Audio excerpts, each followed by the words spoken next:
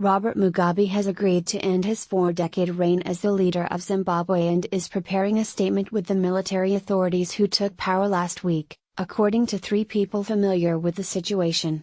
President Mugabe, who at the age of 93 is the world's oldest leader, took the decision after his ruling party told him to resign or face impeachment, according to the people, who declined to be identified. Robert Mugabe Alexander Joseph Getty Images. The Zimbabwe African National Union Patriotic Front's Central Committee decided at a meeting Sunday to fire Mugabe as its leader and ordered him to resign as president or they'll remove him, Patrick Chinamasa, the party's Secretary for Legal Affairs, said in Harare. Emmerson Mnangagwa, who Mugabe dismissed as vice president this month, will be reinstated, take over as interim president and be ZANU-PF's presidential candidate in elections next year. The party's decision to dump Mugabe came 4 days after the military placed him under house arrest and detained several of his closest allies, a move triggered by Mnangagwa's dismissal. Seeing the likelihood of Mugabe's ouster, joyous crowds turned out in Harare and Bulawayo, Zimbabwe's second-largest city, on Saturday to celebrate. ZANU-PF has fully endorsed the military intervention and lent some democratic credence to what is effectively a military coup, said Robert Besseling, executive director of political risk advisory firm EXX Africa. This is the end of the line for Mugabe.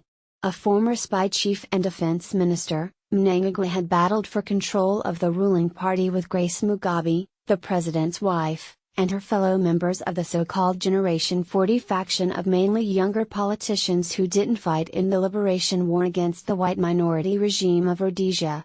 Grace on occasion publicly criticized war veterans and the armed forces.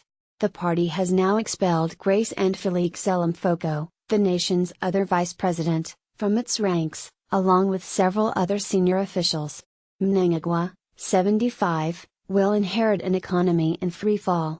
An estimated 95% of the workforce is unemployed, public infrastructure is crumbling and as many as 3 million Zimbabweans have gone into exile.